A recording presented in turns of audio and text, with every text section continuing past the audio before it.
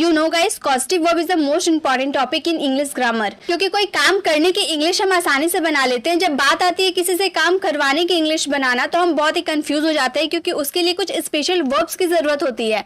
और वो वर्ब्स के बारे में आज हम इस वीडियो में सीखने वाले हैं।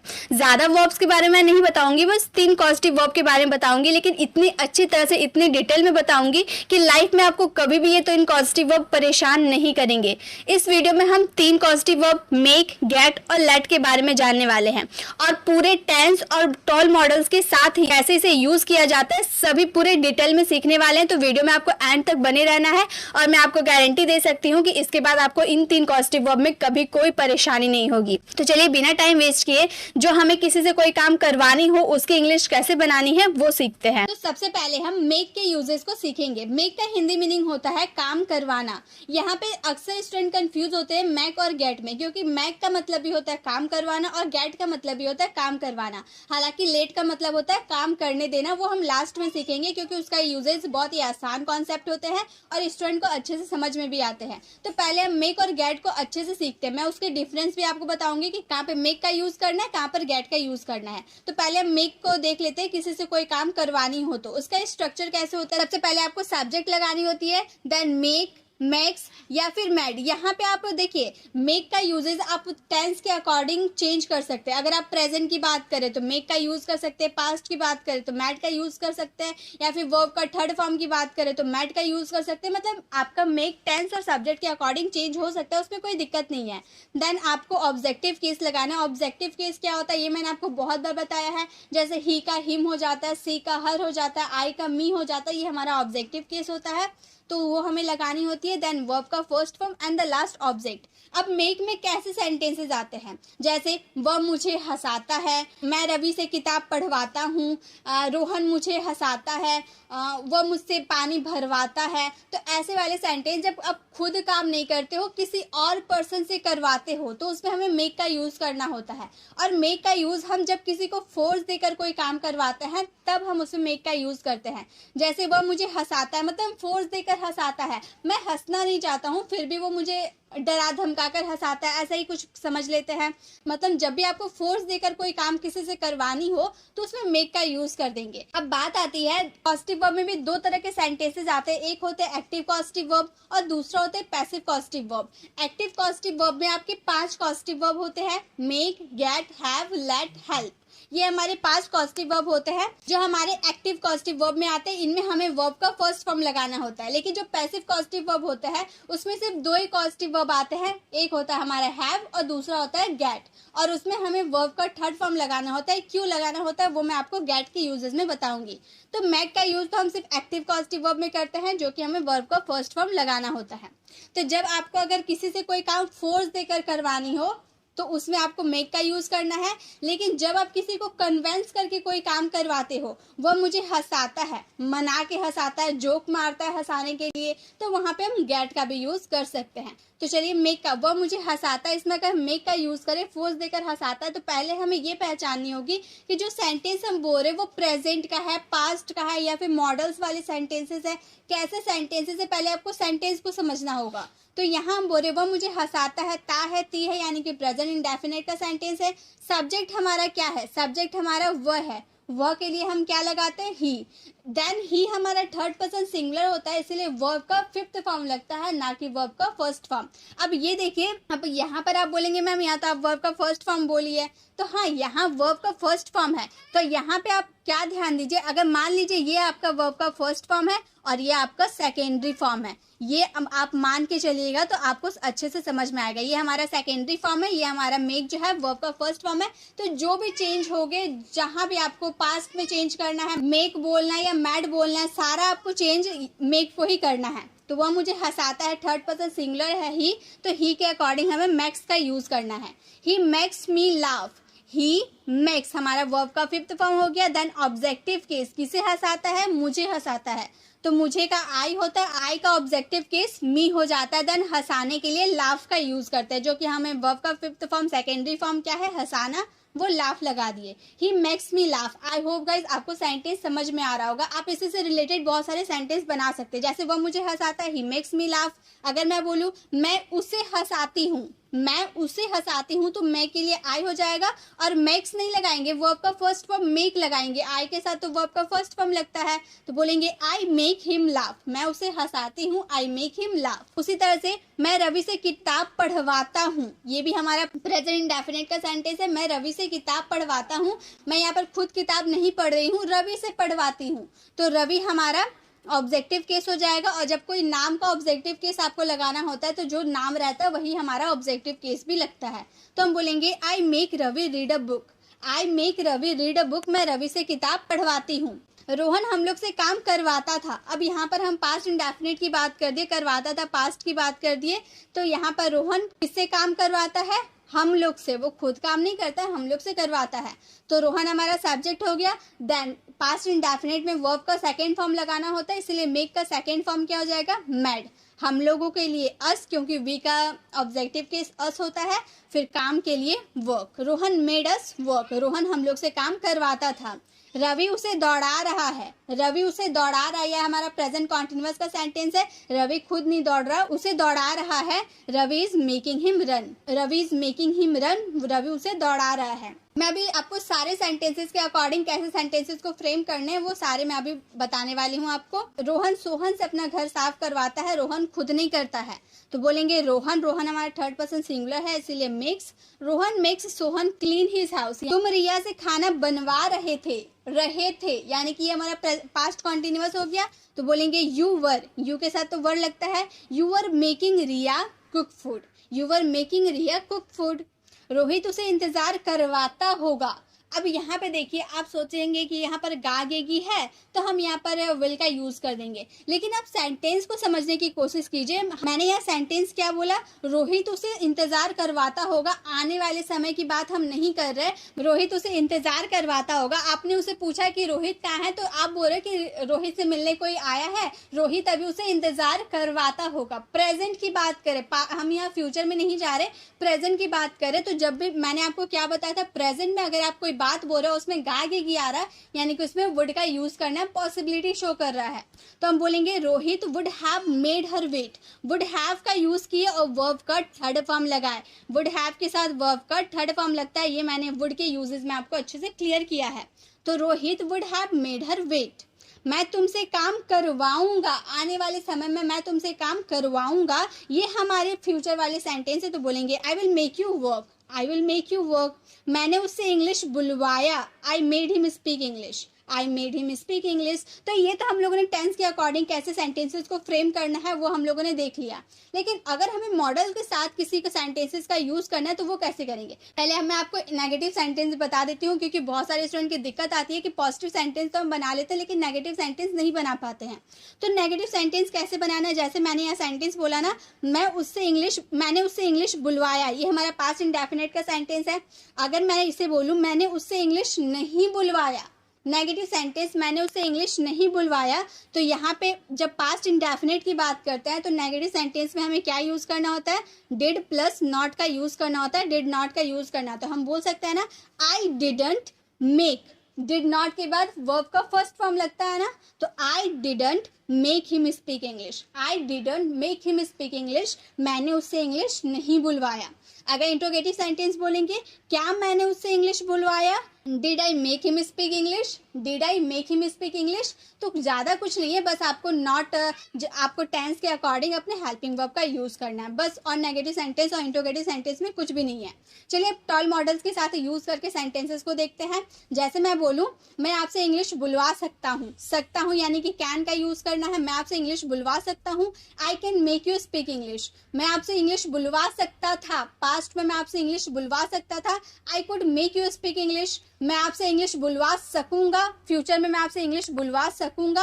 आई will be able to make you speak English, मुझे आपसे इंग्लिश बुलवानी चाहिए बोल रहे यानी कि शुड का यूज करेंगे, मुझे आपसे इंग्लिश बुलवानी चाहिए। I should make you speak English, मुझे आपसे इंग्लिश बुलवानी ही चाहिए यानी कि मस्ट है, बहुत ही ज़रूरी है बुलवाना, तो मस्ट का यूज़ करके बोलेंगे I must make you speak English. या फिर अगर हम ऑट टू का यूज़ करके बोले तो मुझे आपसे इंग्लिश बुलवानी चाहिए, I ought to make you speak English, मुझे आपसे इंग्लिश बुलवानी है। I have to make you speak English, मुझे आपसे इंग्लिश बुलवानी थी। I had to make you speak English, मुझे आपसे इंग्लिश बुलवानी होगी। I will have to make you speak English, मैं आपसे इंग्लिश बुलवाया करता था। I used to make you speak English, मुझे आपसे इंग्लिश बुलवाने की ज़रूरत है। I need to make you speak English, मुझ में आपसे इंग्लिश बुलवाने की हिम्मत है।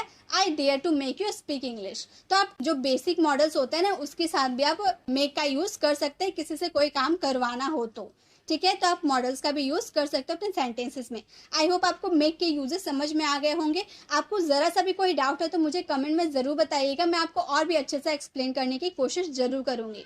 तो एक सेंटेंस आप लोगों के लिए है, रोहन मुझे हंसाता है। इसका आंसर आपको कमेंट बॉक्स में करना है। अब हमारा नेक्स्ट पॉजिटिव वर्ब है यूज ऑफ गेट। गेट का यूज मैंने आपको अभी बताया था ना, गेट का यूज हम एक्टिव पॉजिटिव वर्ब में भी कर सकते हैं और पैसिव पॉजिटिव वर्ब में भी कर सकते हैं। तो एक्टिव पॉजिटिव वर्ब में अगर आपको गेट का यूज करना है तो आपको वर्ब का फर्स्ट फॉर्म लगाना होगा, लेकिन अगर आप पैसिव पॉजिटिव वर्ब में गेट का यूज करें तो उसमें आपको वर्ब का थर्ड फॉर्म लगाना होगा। तो पहले हम कुछ एक्टिव पॉजिटिव वर्ब वाले बात कर लेते हैं। एक्टिव पॉजिटिव वर्ब में ज़्यादा कुछ नहीं है, जैसे आप मेक के सेंटेंसेस बनाते हो ना, सेम आपको गेट के भी सेंटेंसेस को बनाना है। बस फर्क इतना है कि मेक का यूज़ हम तब करते हैं जब हमें किसी को फोर्स देकर कोई काम करवाना होता है, लेकिन गेट का यूज़ हम तब करेंगे जब हमें किसी को कन्वेंस कर, राजी कर, परसुएड करके कोई काम करवाना होता है, तब हम उसमें गेट का यूज़ करते हैं। तो आपको तो मैंने पॉजिटिव वर्ब में गेट के यूजेस तो आपको काफ़ी बार बताया है। तो एक्टिव पॉजिटिव वर्ब गेट का 2 या 3 सेंटेंसेस को फ्रेम करके आपको कमेंट बॉक्स में रिप्लाई करना है। इसमें से आप 3 सेंटेंसेस को ले सकते हैं और इसमें गेट का यूज करके इसका आंसर आप कमेंट बॉक्स में दे सकते हैं।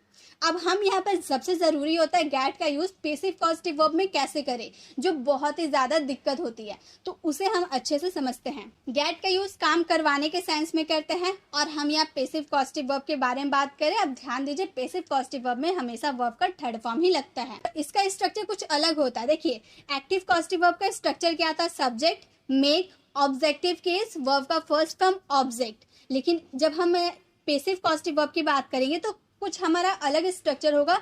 सबसे पहले subject, then get, then object use करना होगा। ऑब्जेक्टिव केस नहीं, हमें ऑब्जेक्ट यूज करना होता है, देन हमें वर्ब का थर्ड फॉर्म लगाना होता है। तो यही चीज कंफ्यूजन होती है, ठीक है। तो आपको ध्यान देना, इसमें ऑब्जेक्टिव केस नहीं लगेगा, ऑब्जेक्ट लगेगा। ऑब्जेक्ट जिस पे काम हो रहा है वो हमें पहले लगाना होगा, देन वर्ब का थर्ड फॉर्म लगाना होगा। और गेट का भी यूज आप टेंस और मॉडल सभी के साथ कर सकते हैं। जैसे हमारा फर्स्ट सेंटेंस है, मैं कार चलवाता हूँ। अब डिफरेंस कैसे पता चलेगा कि ये हमारा पैसिव पॉजिटिव वर्ब है या एक्टिव पॉजिटिव वर्ब है? तो डिफरेंस ऐसे पता चलेगा। देखिए, मैं यहाँ बोल रही हूँ मैं कार चलवाता हूँ। अगर मैं बोलूँ मैं उससे कार चलवाता हूँ, तो उससे, जब हम उससे का जिक्र कर दिए, मैं उससे, जो एजेंट है हमारा उसका जिक्र कर दिए, मैं उससे कार चलवाता हूँ। तो जब आप एजेंट का जिक्र पहले कर देते हैं तो वो हमारा एक्टिव पॉजिटिव वर्ब होता है। लेकिन यहाँ पे हम एजेंट का जिक्र नहीं कर रहे, हम सिर्फ इतना बोल रहे मैं कार चलवाता हूँ। किसी से तो चलवा रहा हूँगा, उसका जिक्र हम नहीं किए हैं। हम अंडरस्टूड है कि कोई ना कोई तो कार चलाता होगा। तो जब भी आप अगर एजेंट का जिक्र नहीं कर रहे हैं तो वो आपका पैसिव पॉजिटिव वर्ब होता है, ठीक है। मैं कार चलवाता हूँ, तो सबसे पहले हमें सब्जेक्ट यूज करना है आई, मे के लिए आई, देन हमें आई के साथ गेट। यहाँ ताहू ते है, ये हमारा प्रेजेंट इंडेफिनिट का सेंटेंस है, तो गेट का यूज करेंगे। उसके बाद ऑब्जेक्ट लगाना है। यहाँ पर ऑब्जेक्ट क्या है, क्या चलाता हूँ, कार चलाता हूँ ना, तो द कार हमारा क्या हो गया, ऑब्जेक्ट हो गया। देन वर्ब का थर्ड फॉर्म चलाने के लिए ड्राइव, उसका third form drive in. I get the car drive इन, मैं कार चलवाता हूँ। अमन ने बाल कटवाया। अब वो अंडरस्टूड है, बाल किसी से तो कटवाया होगा, सैलून गया होगा तो किसी से तो कटवाया होगा। तो यहाँ पे उसका जिक्र नहीं किया गया है, हम सिर्फ बोलेंगे अमन गॉट द हेयर कट। अमन ने बाल कटवाया, तो ये हमारा पास्ट इंडेफिनिट का सेंटेंस है, इसीलिए गेट का सेकंड फॉर्म गॉट का यूज हम लोगों ने किया है। अमन गॉट द हेयर कट। वह किताब खरीदवाता है। खरीदवाता है यानी कि यह हमारा प्रेजेंट इंडेफिनिट का सेंटेंस है। वह के लिए ही का यूज करेंगे, ही थर्ड पर्सन सिंगुलर है, इसलिए गेट का यूज ना करके गेट्स का यूज करेंगे। He gets the book bought. He gets the book bought. मैं तुम्हें मरवा दूंगा। मैं तुम्हें मरवा दूंगा, ये हमारा फ्यूचर का सेंटेंस है, तो हम बोलेंगे आई विल गेट यू किल्ड। अगर हमें फ्यूचर की बात करना है तो विल का यूज हम करेंगे, और वर्ब का फर्स्ट फॉर्म गेट का यूज होता है ना, तो यहाँ पर गेट का यूज करेंगे। अब यहाँ पर वर्ब का थर्ड फॉर्म ये हमारा सेकेंडरी फॉर्म है, ये मैंने आपको स्टार्टिंग में ही बताया। तो गेट का यूज किया, आई विल गेट यू किल्ड, मैं तुम्हें मरवा दूंगा, या फिर मैं तुम्हें गुंडों के द्वारा मरवा दूंगा। अगर हमें एजेंट का जिक्र करना भी है तो हम यहाँ पे लास्ट में बाई गुन्स कर देंगे, ठीक है। किससे मरवा दूंगा? गुन्स, यानी कि भाड़े के जो गुंडे होते हैं उन्हें हम गुन्स कहते हैं। तो मैं तुम्हें गुंडों से मरवा दूंगा, I will get you killed by guns. Next है रवि तुम्हारा काम करवा देगा। फ्यूचर में रवि तुम्हारा काम करवा देगा, Ravi will get you work done. Ravi will get you work done, Ravi तुम्हारा काम करवा देगा। नेक्स्ट, मैं अपना काम करवा रहा हूँ। मैं अपना काम करवा रहा हूँ, प्रेजेंट कॉन्टिन्यूअस का सेंटेंस है। I am getting you work done, get का फोर्थ फॉर्म गेटिंग हो गया, I am getting you work done. Riya अंग्रेजी बुलवा रही थी, किससे बुलवा रही थी? एजेंट का जिक्र नहीं किया गया है। Riya was getting English spoken, Riya was getting English spoken. मेरा भाई कार साफ करवा रहा है, my brother is getting the car cleaned, my brother is getting the car cleaned. यहाँ पे होगा मैं क्रिकेट खिलवा चुका हूँ, I have got cricket played, I have got cricket played, मैं क्रिकेट खिलवा चुका हूँ। तो जब भी आप किसी से कोई काम करवा चुके हो और एजेंट का जिक्र नहीं करना चाहते हैं तो ये हमारा पेसिव कॉस्टिव वर्ब हो जाता है, और इसमें गेट का यूज करना होता है वर्ब के थर्ड फॉर्म के साथ। तो एक्टिव कॉस्टिव वर्ब और पैसिव कॉस्टिव वर्ब में यही डिफरेंस होता है कि अगर आप एजेंट का जिक्र कर रहे कि मैं तुमसे इंग्लिश बुलवा रहा हूँ, तो यानी कि मैं तुमसे बुलवा रहा हूँ, एजेंट का जिक्र कर रहे, ये हमारा एक्टिव कॉस्टिव वर्ब हो गया। अगर फोर्स करके इंग्लिश बुलवा रहे तो मैक का यूज कीजिएगा, अगर कन्विंस करके करवा रहे तो गेट का यूज कीजिएगा। अब पैसिव कॉस्टिव वर्ब में क्या होता है, आप एजेंट का जिक्र करते ही नहीं है, आप सिंपल सेंटेंस बोलते हैं कि मैं इंग्लिश बुलवा रहा हूँ। अब किससे बुलवा रहा हूँ, एजेंट का जिक्र नहीं करते हैं, तो ये हमारा पैसिव कॉस्टिव वर्ब होता है, इसमें हमें गेट का यूज करना होता है। आई होप आपको एक्टिव कॉस्टिव वर्ब और पैसिव कॉस्टिव वर्ब में क्या डिफरेंस है, गेट और मेक में क्या डिफरेंस है, आई होप आपको अच्छे से समझ में आया होगा। आप गेट का भी यूज टॉल मॉडल्स के साथ कर सकते हैं। तो मैं बस आपको एक सेंटेंस देती हूँ, मैं कार चलवाता हूँ, इसका आप टॉल मॉडल्स के साथ यूज करके सेंटेंस बनाइए। मैं कार चलवा सकता हूँ, मैं कार चलवा सकता था, मैं कार चलवा सकूंगा, मुझे कार चलवानी चाहिए, मुझे कार चलवानी ही चाहिए। आप टॉल मॉडल्स के साथ इस सेंटेंसेस का यूज करके इसका सेंटेंस फ्रेम करके इसका आंसर कमेंट बॉक्स में जरूर कीजिएगा। इससे आपको समझ में आएगा कि आपने गेट के यूजेस को अच्छे से कवर किया है या नहीं। चलिए अब हमारा लास्ट है लेट। लेट का यूजेस बहुत ही आसान होता है, स्टूडेंट बहुत ही आसानी से समझ जाते हैं। जब आप कोई काम करने देते हैं उसमें आप लेट का यूज करते हैं। कोई काम करने देना, इसका स्ट्रक्चर होता है सब्जेक्ट देन लेट। लेट भी अपने टेंस सब्जेक्ट के अकॉर्डिंग चेंज हो सकता है। देन आपको ऑब्जेक्टिव केस लगाना है, वर्ब का first form and the last object. ये भी सिंपल एक्टिव कॉस्टिव वर्ब होता है लेट। मैं उसे इंग्लिश बोलने देता हूँ, मैं उसे इंग्लिश बोलने देता हूँ। तो हमारा सिंपल सेंटेंस क्या बनेगा, मे के लिए आई और आई के साथ वर्ब का फर्स्ट फॉर्म लगता है let him speak English. I let him speak English, मैं उसे इंग्लिश बोलने देता हूँ। मैंने उसे जाने दिया, पास्ट में मैंने उसे जाने दिया, यानी कि पास्ट इंडेफिनिट का सेंटेंस है, सब्जेक्ट प्लस V2 लगेगा। तो यहाँ जो आप लेट देख रहे थे V1 मत समझिएगा, ये V2 है, ठीक है, क्योंकि लेट के तीनों फॉर्म्स लेट, लेट और लेट होता है। इसके तीनों फॉर्म्स फर्स्ट सेकेंड थर्ड तीनों लेट होता है, इसलिए थोड़ी सी कंफ्यूजन होती है इसके फॉर्म्स को पहचानने में। तो मैंने उसे जाने दिया, यहाँ पास्ट इंडेफिनिट का सेंटेंस है, तो बोलेंगे आई लेट हिम गो। मैं तुम्हें यहाँ आने दूंगा, फ्यूचर की बात करें, I will let you come here. मैं उसे पढ़ने दे रहा हूँ, ये हमारा प्रेजेंट कॉन्टिन्यूअस का सेंटेंस है, I am letting him study, I am letting him study. मेरे पापा मुझे आने दे रहे थे, पास्ट कॉन्टिन्यूअस का sentence, my father was letting me come here, my father was letting me come here. मेरे पापा मुझे यहाँ आने दे रहे थे, मेरे पापा ने मुझे यहाँ आने दिया है। दिया है यानी कि कोई काम कर चुका है, ये हमारा प्रेजेंट परफेक्ट का नेगेटिव सेंटेंस है, my father has not let me come here. तो आप चाहे पॉजिटिव सेंटेंसेस बना रहे हैं या नेगेटिव सेंटेंस बना रहे, इंट्रोगेटिव सेंटेंस बना रहे हैं, आपको कोई टेंशन नहीं है। आप जैसे टेंस का यूज करते हैं सेम वैसे कीजिएगा, बस ध्यान रहे कि जो लेट होता है ना, ये आपका मेन वर्ब है और ये जो वर्ब का फर्स्ट फॉर्म आप देख रहे हैं ये आपका सेकेंडरी फॉर्म है। इसके अकॉर्डिंग आपको सेंटेंस को फ्रेम करना है। मैंने उसे जाने दिया होगा, आई will have let him go. तुम्हें उसे जाने देना चाहिए, यू शुड लेट हिम गो। ये हमारा मॉडल हो गया, जाने देना चाहिए की बात करें, यू शुड लेट हिम गो। मैं 2 साल से आपको बोलने दे रहा हूँ, ये हमारा प्रेजेंट परफेक्ट कॉन्टिन्यूअस हो गया। I have been letting you speak for 2 years। I have been letting you speak for 2 years। तो आप लेट का भी यूज टॉल मॉडल्स के साथ कर सकते हैं। तुम उसे जाने दे सकते थे, you could let him go. तुम उसे जाने दे सकोगे, you will be able to let him go. तुम्हें उसे जाने देना ही चाहिए, you must let him go. तुम्हें उसे जाने देना है, you have to let him go. तुम्हें उसे जाने देना था, you had to let him go. तुम्हें उसे जाने देना होगा, you will have to let him go. तुम उसे जाने दिया करते थे, you use to let him go. तुम्हें उसे जाने देने की जरूरत है, you need to let him go. तुम्हें उसे जाने देने की हिम्मत है, you dare to let him go. तो इस तरह से आप टॉल मॉडल्स के साथ भी लेट का यूज कर सकते हैं।